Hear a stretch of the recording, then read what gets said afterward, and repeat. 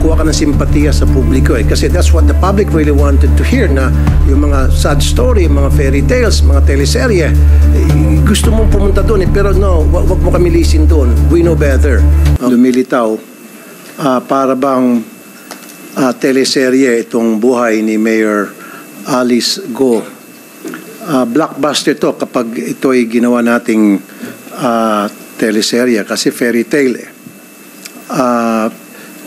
siya ay anak ng isang kasambahay na nabuntis ng isang mayamang Chinese and then pinalaki sa isang farm, tapos nag-aral sa bahay, wala siyang kakilala mga kaibigan, and then isang araw bigla na lang siyang naging mayaman. Unlike sa Cinderella, merong tinatawag na prinsipe na sumalo sa kanya. Dito, it seems to me that she did it on her own. Maraming butas po ako nakikita dun sa narrative ni Mayor Go. Nag-attend ako dito ngayon para bubutasan ko po. Marami po mga butas doon sa mga statements ni Mayor Go. Hopefully, I have some few questions na kailangan niya masagot. Kapag hindi niya masagot, doon makikita na meron po siya talagang itinatago. Hindi po kapani-paniwala. Marami din po ako, Madam Chair, na request sa committee na ito ipapatawag. Unang-una, ipapatawag po natin ay yung pong midwife na nagpaanak sa kanya. Pangalawa po, nung magpa-file siya ng late registration, sino po doon kung saan siya nag-file ng late registration ang tumanggap. Pangatlo po, Madam Chair, gusto ko pong patawag yung barangay chairman na kung saan nandun yung kanyang farm. Kasi syempre, if you have a farm and it's not a backyard farm, it's a commercial farm, you need to get a permit para ma-aprobahan yung farm na yon. You have to get a sanitation permit, etc. Nais ko rin pong patawag yung mayor na nag-endorse sa kanya, na nag-last term na, and she was endorsed by that mayor to take his place. So, syempre, si Mayor, I'm sure, hindi naman siguro niya endorso itong si Mayor Go kung hindi niya kakilala. Patatawag din po natin yung BIR. Patatawag din po natin yung mga suki niya na pinagbebenta niya ng baboy. Patatawag din po natin yung mga tauhan niya sa farm. Kasi sabi niya, lumaki siya sa farm and she worked there for so many years or managed the farm for so many years. And of course, hindi naman niya pwede i-manage yung isang commercial farm all by herself. She has to have a lot of people. And who are those people? Hindi naman pwedeng sasabihin niya, hindi ko kilala yung mga taong yon. And of course, dapat marunong siya magkapampangan. Matanong ko lang muna, Mayor Go, marunong ka magkapampangan? Magandang umaga po, Senator Raffy. Madam Chairman Senwin, ditaklamo po yung aking kapampangan po. Hindi klaro. Hindi po. Konti lang po yung alam ko po. Konti lang po. Okay. Yun nga yun eh. Matagal ka sa Tarlac at nakahalubilo mo yung mga tauhan mo and all of these people that work under you, of course, they speak Kapampangan. And I'll tell you, I lived in Zamboanga only for 2 years, from kinder to grade 1, and yet, natuto ako magsalita ng Chabacano. And it's unbelievable on your part, and you live in that place up to now, and dealing with people with your staff sa farm mo, at hindi ka natutong magkapampangan, konti lang. Ako, malawak ang Chabacano ko. And I only live in Zamboanga for 2 years. At a very early age. In your case, from start hanggang ngayon, nasa Tarlac ka na ang primary language doon ay Kapampangan, and yet konti lang. That's unbelievable. That's very amusing. Tell it to the Marines, sabi pa nga nila. So mamaya po, Madam Chair, yes, marami akong katanungan na sigurado kong pagpapawisan itong si Mayor Go. Bigyan po natin siya ng tissue at saka panyo. Maraming salamat po, Madam Chair. Salamat, Sen. Raffy. And at the proper time, bago tayong mag-suspend ng hearing mamaya, iimbita nga ng chair sa ating COMSEC yung mga dagdag na resource persons mula po sa private sector, mula sa local government, sa mga national government agencies din. At pero para dun sa nais itanong mamaya at sa tumanggap ng late registration ni Mayor, we actually have here in the hearing today and can be questioned also later, yung local civil registrar po ng Tarlac. So salamat po sa opening statement. COMSEC, paki-acknowledge yung ating mga resource persons at pasumpain yung mga hindi pa nanumpa nung nakaraan.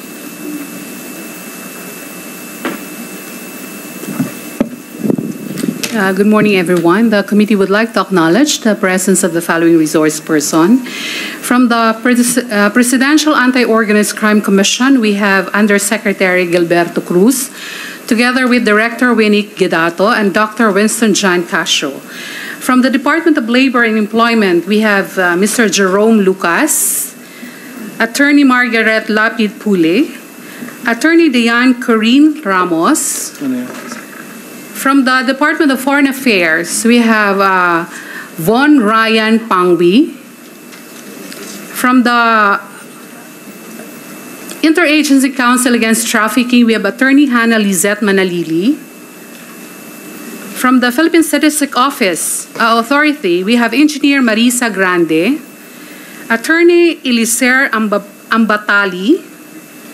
Then from the Commission on Immigration, we have Attorney Arvin Cesar Santos, Attorney Jose Carlitos Licas, Mr. Peter Demotenis Demetria. Then from the Philippine Amusement and Gaming Corporation, we have Retired General Raul Villanueva, Attorney Jessa Maris Fernandez. Then from the National Bureau of Investigation, we have Agent Marvin Gangano and RD Jerry Abiera. Then from the Philippine National Police, we have Chief Investigation Division Police Colonel Crispin Banes. Then we have Police Major Job Berong. Then from the Philippine National Police, we have Acting Area Police Commander of Northern Luzon, Major General Romeo Carama Jr. Then we have Police Brigadier General Jose Higaldo Jr., the Regional Director. Then we have from the Municipality Ambamban, Province of Tarlac, we have Mayor Alice Guo. Then from the Land Registration Authority, we have Attorney Ronnie Tababa. From the Tarlac Electric Cooperative Incorporation, we have Mr. Jesus Bruno. Then from the Commission on Election, we have Chairperson George Erwin Garcia. From the Clark Development Corporation, we have Vice President Gloria Victoria Yap Taruk and Assistant Vice President Rodin Perez. From the Anti-Money Laundering Council, we have Attorney Adrian Arpon and Attorney Richard Chan. We have the Municipal Assessor of Bamban Tarlac. We have Mr. Mar Antonio Tan. And we have the Civil Registrar, Local Civil Registry of Tarlac. We have Mr. Armin Leonardo Ibarra. Madam Chair, we invited Mr. Walter Wonglong. Then the General Manager of Sung Yuan Technology, but he is currently detained at the Provincial Jail of Tarlac under the jurisdiction of the Province of Tarlac, manned by Warden Police Colonel Samuel B. Munoz. The committee wrote a letter requesting Warden Munoz to allow Mr. Walter Wonglong to appear on this committee. We also sent a letter invitation to Mr. Wonglong. Madam Chair, can I read the dispositive portion of the reply of Mr. Please do, COMSEC. Okay.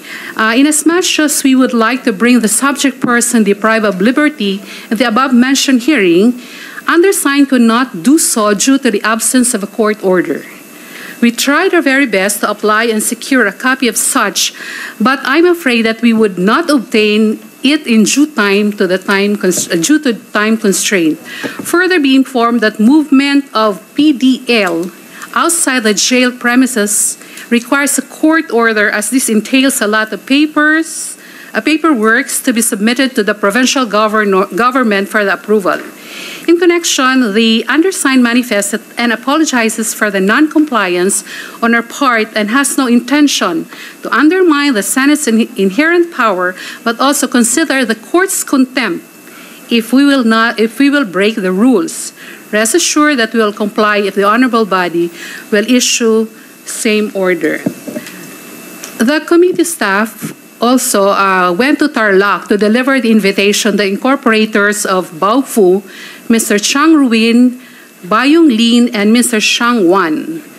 The invitation were received by the head of the security, Mr. Jimmy Alputan of Fontana, and another incorporator, Ms. Rachel John Malonzo Carrion. The invitation was received by her mother, Ms. Loida Carrion.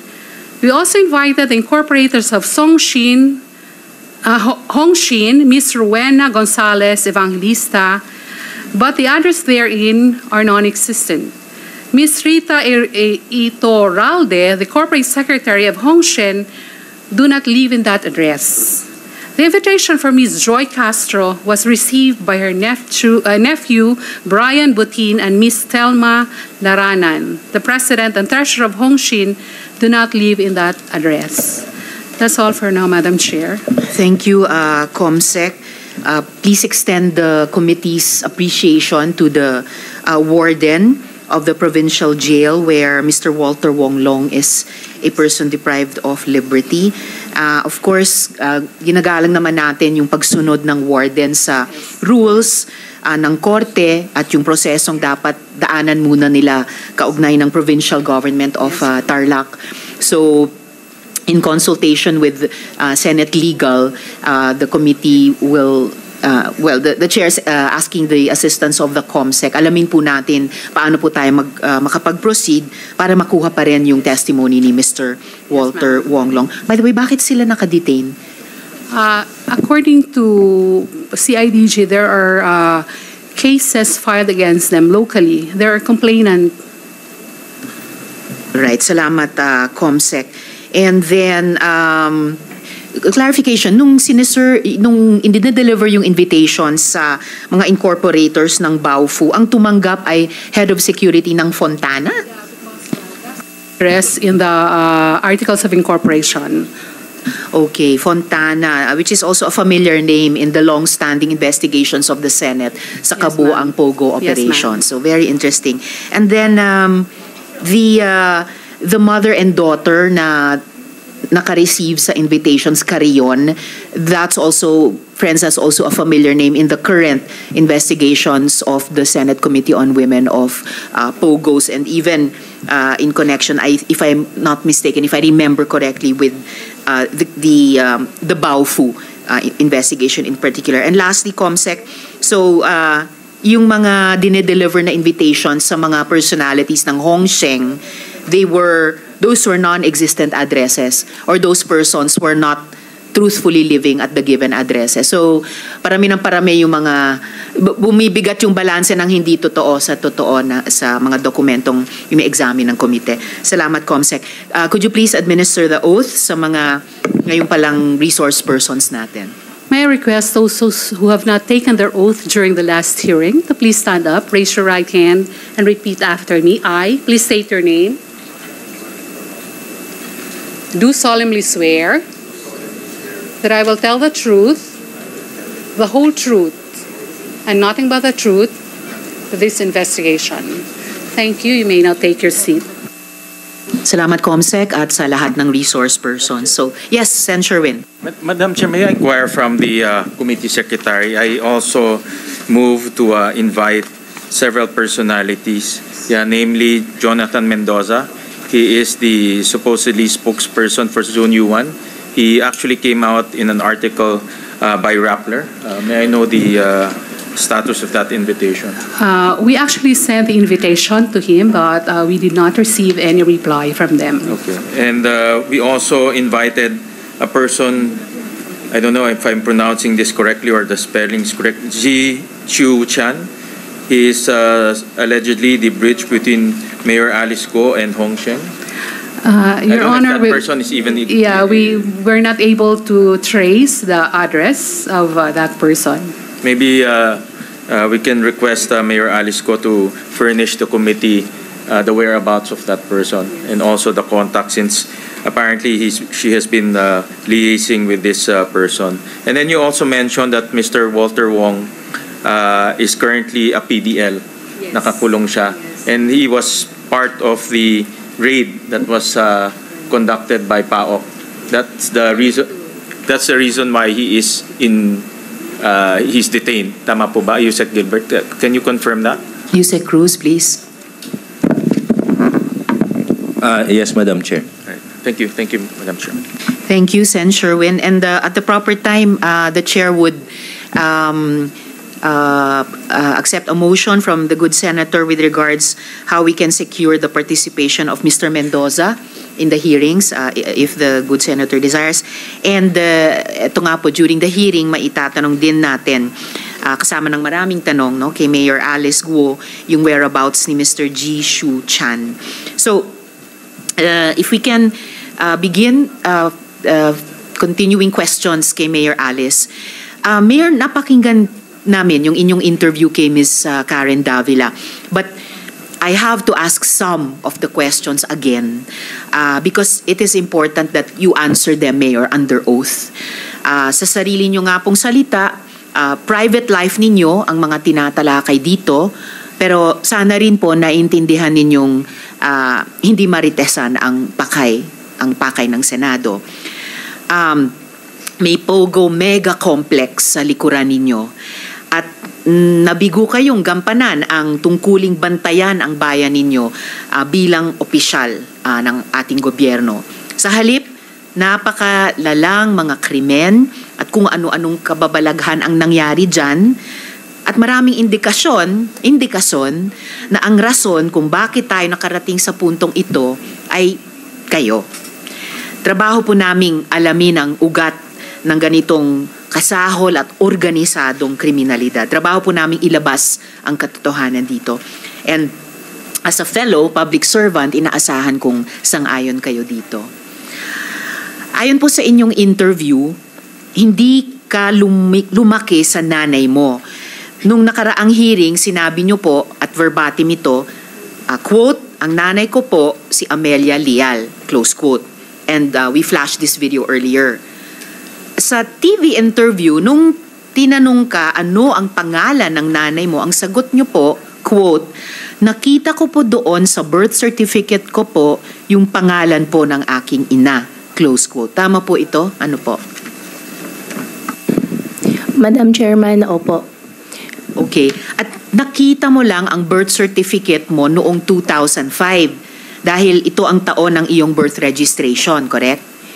Madam Chairman, unang-una po, hingi po ako ng pasensya po sa inyo nang hindi po ako nakasagot po nung nakaraan po ng hearing. Sorry po kay Senwin din po. Medyo natakot po ako nung nakaraan kasi hindi po ako sanay na maraming pong tao, maraming pong cameras. Pasensya na po.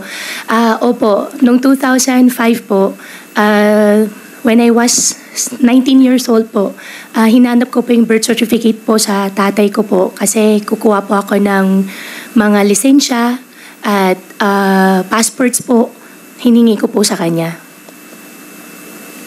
Alright. Sa makatuwid, yung sinasabi mo ay ang pangalan sa birth certificate ay ang iyong birth mother, correct? Yung birth mother na kasambahay na iniwan ka di umano matapos ka iluwal. Madam Chairman, opo. Yung biological mother ko po.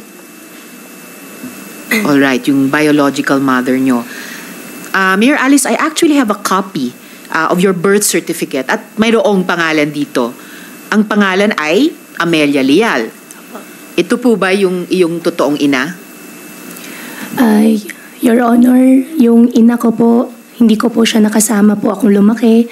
Kaya kung ano po yung sinabi po sa akin ng tatay ko po, siya po yung biological ko pong mother. So, yung biological mother nyo ba, itong si Amelia Leal na nasa birth certificate nyo? Nakita ko po sa birth certificate ko po, Amelia Leal po, na sinabi po sa akin kasang bahay po nila nung unang panahon po. Teka po, so si Amelia Leal ay yung kasambahay?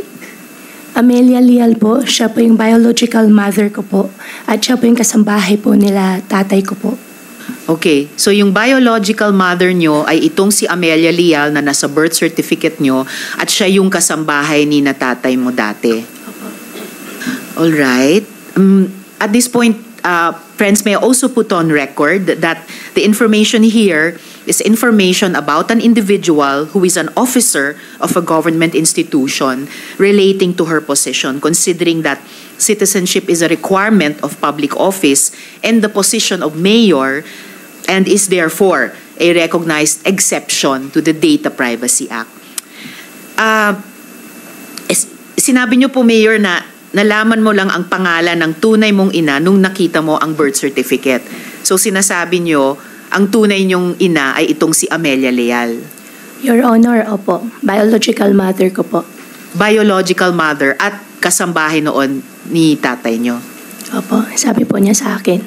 Sabi po ni tatay niyo sa inyo. Mayor, sabi niyo po na kayo lang ang anak ng nanay at tatay niyo. Tama po ba? Your Honor, lumaki po ako sa farm. Lumaki po ako na ako po mag-isa. Yung tatay ko po, meron po siya ibang partner. Hindi ko na po alam, Your Honor. May ibang partner si tatay niyo, pero kayo lang ang anak ng tatay at nanay niyo. Your Honor, yan po ang understanding ko po. Yan ang understanding niyo. Opo. So presumably, kung may mga kapatid ka, sila'y half-siblings at iba ang nanay nila. At ang nanay nila ang legal wife ng tatay mo? Ang tatay ko po, meron pong 3 kasama. At yung sa 3 kasama, may mga anak si tatay nyo. So half-siblings nyo. Opo, Your Honor. So, yung isa sa 3, ang legal wife ni tatay nyo. Your Honor, ay tingin ko po, kasi hindi ko po sila kasama po lumaki. So pero ang sinasabi nyo, hindi si Amelia Leal ang legal wife ni tatay nyo. Pero siya ay nanay nyo at siya ay kasambahay ni tatay nyo dati. Yes po, Your Honor. Okay, ito pong problema ko, Mayor. Opo. I also have copies of the birth certificates of Sheila Leal Guo and CMN Leal Guo. Okay. I note that the information contained in these documents is necessary to present in these hearings for the Senate to properly carry out its authority to conduct investigations and ferret out the truth behind these issues we are confronting, thus constituting an exception to the Data Privacy Act. However, out of an abundance of caution, niredact po namin yung ilang portions ng birth certificates ni na Ms. Sheila Guo at Mr. CMN Guo dahil hindi sila public officers. Ngayon, sa mga dokumentong ito, pare-pareho kayo ng nanay nyo ay si Amelia Leal at ang ama ninyo ay si Angelito Guo. So, sa totoo, 3 po ba kayong anak ng nanay at tatay nyo? Your Honor, hindi po ako yung nag-prepare po ng birth certificate po nila. Kaya wala po akong idea po. Natanong ko rin po sa tatay ko po, after po nung last Senate hearing po, tinanong ko po sa kanya kung kapatid ko po ba yung dalawa. And he said yes po. Alright, so kinonfirm ni tatay nyo na sina Ms. Sheila Leal Guo at Mr. CMN Leal Guo ay mga kapatid nyo. Yes po, Your Honor. At kinonfirm nila na mga kapatid nyo sila. Kinonfirm po sa akin ng tatay ko po. Naitanong ko po sa kanya. Alright. So, base pa rin sa mga dokumentong ito, una yung birth certificate nyo at ngayon yung birth certificate nung dalawang kinonfirm ni tatay nyo na kapatid nyo, paano po yung iniwan ka ng nanay mo nung pinanganak ka ng 1986, pero siya pa din ang nanay ng kapatid mong si Siamen na pinanganak naman nung 1988? Your Honor, hindi ko po nakita yung birth certificate po nila at hindi rin po ako yung nag-prepare po. Wala po akong idea po dun sa birth certificate po nila. Madam Chair, pwede makasingit? Yes, Sen. Rafi. Kasi during the last hearing, she did mention na siya po ay a love child, right? Okay. Pero alam mo ba na kasal yung father mo at saka mother mo? Naitanong ko rin po sa kanya, sabi po niya sa akin, hindi po sila kasal. Bakit nakalagay sa birth certificate na kasal? Married October 14, 1982, Angelito Go and Amelia Leal. Senwin, wala po akong idea po dun sa birth certificate ko po na hindi po ako yung nag-prepare po nung birth certificate ko po. You did not prepare the birth certificate. Okay, andun na tayo. Pero at least you should have asked your father na bakit ganito. Sabi mo, kasambahay siya. Kung kasambahay siya, bakit kasal kayo? Bago ka pinanganak, kasal na sila. And then lumilitaw sa birth certificate, kasal din siya. Iba-iba yung date ng kasal ng father mo dito sa mother, supposedly mother mo. So parang twice kinasal yung mother mo dito kay Amelia. Hindi mo ba tinanong sa papa mo yung discrepancy? I would have asked it, especially ikaw, mayora ka na. You didn't ask that. Your Honor, hindi po kasi namin pinag-uusapan po sa bahay regarding... I don't think so. I don't think so. You bilang nasa public service na holding a higher office at LGU, you would have been curious. Di ba? Kasi sabi mo, sooner or later, ito'y mauungkat, ito'y tatanungin sa akin. Kailangan ready ako sagutin yan. And I should tell the truth and you should have anticipated the fact na ikaw ay balang araw mapapatawag sa isang hearing tulad nito. So in this case, you are not prepared. Halatang may mga butas tong my statement mo kasi you should have asked your father, Dad, kung ako'y love child, how come na kasal pala kayo ng nanay ko? Tapos pa na yung sabi mo na nabuntis lang at pagkatapos ng mabuntis, tumakas na, umalis na yung nanay mo. Hindi, lumilitaw dito, nagpakasal pa ulit yung papa mo sa mama mo. So you should have asked that. Come on, Dad, give me a break. Tell the truth. I deserve the truth, right? Mayura ka eh. Oh, he didn't ask that? I don't believe you. Your Honor, yan po yung truth. Hindi po namin pinag-uusapan po sa bahay. Medyo sensitive po yung topic po, kaya hindi po talaga namin But pinag-uusapan you're not sa bahay. interested about the history of you and your family. Well, that is very important. Sabi ko nga, tumatakbo ka at nasa public office ka. Diba? So, in your case, hindi niyo pinag-uusapan. Are you willing to undergo a lie detector test? Yes po, Your Honor. Para paiksin natin dito, ma'am, Madam Chair. Sa lahat ng mga sinasabi mo, especially dito sa na ikaw ay love child, na hindi pinag-usapan ng tatay mo, everything about you, everything about your past, you're willing? This is voluntary though, and hindi naman to acceptable sa korte. Para dito lang. Para naman to help you at the same time. Kasi kung nagsabi ka ng totoo, then it will help you na para malaman ng taong bayan na nagsasabi ka ng totoo. On the other hand, kapag it's the other way around, then dito malalaman na ikaw sinungaling na pwede kang makontempt ng committee and pwede kang makulong. Oh, is that fair enough? Okay, last na naman po, Madam Chair, and then I'll give it back to you. Yes, Madam Chair, siguro I would like this committee to invite the mayor, the previous mayor. Sino ba yung mayor na kaibigan mo na nag-endorso sa'yo? I want it to come from you. Ang former mayor po, si Mayor John Feliciano po. John Feliciano. So, Madam Chair, invite natin si John Feliciano kasi base doon sa mga sinasabi ni John Feliciano sa publiko when he endorsed her to be his successor. Sabi niya, is a good friend, etc., etc. So, maraming alam si Mayor kasi hindi naman siguro endorse ni Mayor itong si Ma'am Alice Go kung hindi niya talaga ito sapat na kilala. So maybe the previous mayor, the ex-mayor can shed light about who really Mayor Alice Go is. Salamat, Madam Chair. I'll give it back to you for later. Salamat, Sen. Rafi. As the Chair mentioned earlier, para sa susunod na hearing, iimbitahin nga natin yung kumadrona na nagpanganak kay Mayor. Yung mga tanong tungkol sa sinong tumanggap ng late registration, maitatanong na natin ngayong araw dahil nandirito ang LCR ng Tarlac. Imbitahin din sa susunod na pagdinig yung chair sa barangay na nagbigay ng permit para sa farm, si Mayor Feliciano nga. Ang BIR, ang BIR nandito na rin.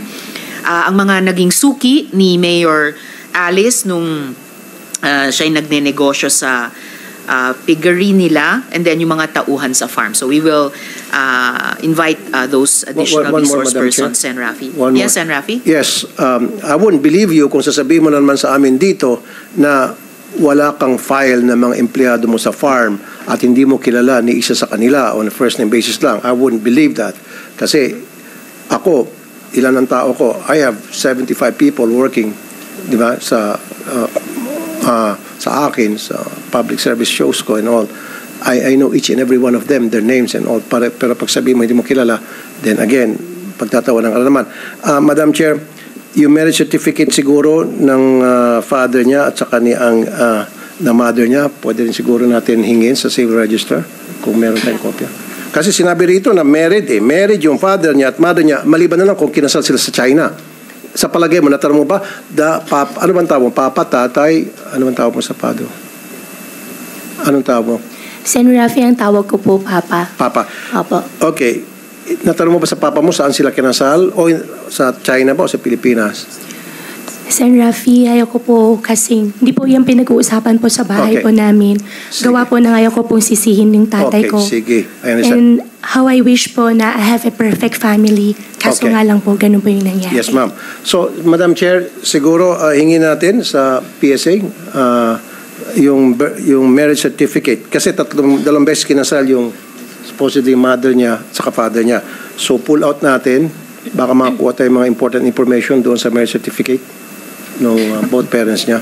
Salamat, Sen. Rafi. The committee actually already made that request at in a few minutes, meron po akong impormasyon tungkol Thank you, Madam sa tinatanong nating marriage certificate na yan.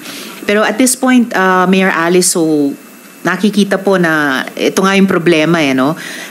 You did not prepare your birth certificate pero di maipagkakaila na butas-butas po yung birth certificate nyo. At lumalabas po sa pagtatanong po namin, matatanong talaga, akala ko ba nawala yung nanay ninyo? Parang matagal naman yung relasyon nila nung tatay nyo. 3 ang anak. At by the way, iba po yun sa kwento nyo sa interview, no? Na napanood naming lahat. And here's another issue, Mayor, sa birth certificate na nagko-contradict sa kwento ninyo. Your parents are listed nga as married. Meron pang date of marriage, no? Yung October 14, ito, 1982. Date of marriage. Paano mangyayaring kasal sila kung sabi mo, ang birth mother mo ay yung kasambahay sa bahay ng tatay at nanay mo? Your Honor, yung biological mother ko po ay kasambahay po ng tatay ko po. Ako po, lumaki po ako sa farm. Malayong sagot niya. Sorry, Madam Chair. Malayong sagot Yes, niya. and Rafi. Yun na nga po. Paano mo mapapaliwanag na yung date ng kasal ng magulang mo na iba-iba dito sa 3 birth certificates ninyong 3 magkakapatid na kinonfirm ni tatay mo na sina Sheila at Siemen Lialguo ay mga kapatid nyo, pero sa mga birth certificates ninyo, iba-iba ang petsa ng kasal nila. At date din ng kasal ng magulang ni Sheila Lialgo na ang pangalan din ay Angelito Guo at Amelia Leal, pero hindi date ng marriage ng magulang ni Siemen Lialgo. Na pareho ding sina Angelito Guo at Amelia Leal ang magulang. So, paano nyo maipapaliwanag yun iba-iba ang marriage date sa birth certificates ninyong 3? Your Honor, as much as possible, ayaw ko na pong sumagot ng hindi ko po alam. Pero hindi ko po talaga alam at hindi po ako yung nag-prepare po nung birth certificate ko po. Madam Chair, pwede makasingit ulit. Alright, Sen. Rafi. Okay, ito lang, Mayor, sabi mo, kasambahay yung mama mo, itong si Amelia Leal. So, ibig sabihin kasambahay, nagsisilbi doon sa papa mo. Sinong kasama ninyo? Na kwento ba yun sa iyo ng papa mo habang nagsisilbi bilang kasambahay yung mama mo sa household ninyo? Your Honor, hindi na po na-disclose po sa akin ng tatay ko po. Okay, so lumilitaw dito, amo, yung tatay mo, habang siyang amo, nandiyan yung kasambahay ninyo, naglilinis, inutusan, pamalengke, kasal sila. Kasal sila, tinuturing niyang kasambahay. Kasi marriage, sabi rito Married sila. Your Honor, as much as possible pa na ayaw ko po sumagot po ng hindi ko po alam.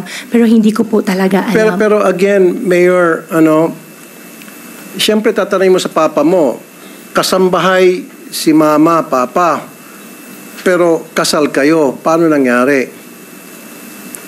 Your Honor, hindi ko... Ang sinasabi ko lang po kasi, it will be but natural and human reaction na para mag-usyoso ka sa ganitong klase mga impormasyon na makikita mo na it's about your history. Are you not interested about who you are? Your Honor, mahal Kumbaga, no, don't use that word, mahal mo sila. Kung mahal mo sila din, dapat sila din mahal ka rin. And then yung both parents mo nagbibigay ng mga information about you, about their lives. Kasi paulit-ulit mo sinasabi sa hearing na to, kasambahay. So parang fairy tale, pinapalabas mo na kawawa ka, na galing ka from humble beginning and nagsikap ka, yumamang ka, etc. Hindi. Don't use that word kasambahay kasi pinagluloko mo lang kami. Madam, nobody will believe you. You keep stating na kasambahay. Paano maging kasambahay yung nanay mo kung sila ay kasal ni papa mo? Maliban na lang kung si papa mo ay nagsisinungaling dito sa birth certificate. And what is the reason why would he lie? Di ba? Bakit magsisinungaling yung papa mo? And then, again, sinabi ko na to for the nth time, and hindi ka interested na si papa mo nagsisinungaling? Hindi mo lang sinabi na, bakit kaya ito si papa sinungaling? Bakit kaya si papa ay magsalita? Siyempre, usyusohin mo yan. Papa, sinasabi mo, kasambahay si mama. O pero kasal pala kayo ni mama. Papa, 2 beses kayo kinasal ni papa. Ay, papa, 2 beses kayo kinasal ni mama. Bakit? And yet, you keep insisting na kasambahay si mama. Those things na very simple, you should have asked. But you did not, right? Why? Your Honor, yung birth certificate ko po, binigay po sa akin ng tatay ko nung hiningi ko po sa kanya. Ang nabasa ko po doon sa birth certificate ko po, nakalagay po doon, yung biological mother ko po ay housekeeper. At pasensya ka na, Sen Rafi, ayaw ko po sisihin yung tatay ko. Mahal ko po ang tatay ko. Wala po tayong, madam, wag niyo pong ilalayo yung topic. Wala pong kaming sinisisi rito. Hindi namin sinisisi papa mo, hindi namin siya hinuhusgahan, hindi namin sinuhusgahan din mama mo. Ang sa amin lamang is trying to find the truth. In this case, while we're trying to find the truth, parang lumilitaw, maraming butas yung mga statement mo, nagsisinungaling ka, may tinatago ka talaga. Kasi Sen. Rafi, hindi just to, at this point, acknowledge the presence of the Senate President Pro Tempore, Sen. Jinggoy Estrada. Salamat sa pagdalo. Sana maintindihan mo, Mayor Go. Kasi ang ginagawa mo, nililihis mo kumukuha ka ng simpatiya sa publiko Kasi that's what the public really wanted to hear na yung mga sad story, yung mga fairy tales, mga teleserye. Gusto mong pumunta doon pero no, wag mo kami lisin doon. We know better. Okay? You cannot use that. Wag ka magpapakaawa dito po, Mayora. Alam naman namin talaga kung sino ka. Kaya lang, it's very hard for us right now to find out. That's why we're trying to get more information about who you really are. Because we know, and everybody knows here, everybody listening and watching, and you know in your heart, na inconsistent ka and you're lying. You're lying through your teeth. Sometimes kasi sa pagsisinungaling mo, akala mo yung pagsinungaling mo nagiging totoo na. Because sanay ka sa pagsinungaling, you've been living in a life of lie. Base po doon sa mga statements na mga binitiwan mo na sa amin. Salamat yan muna, Madam Chair.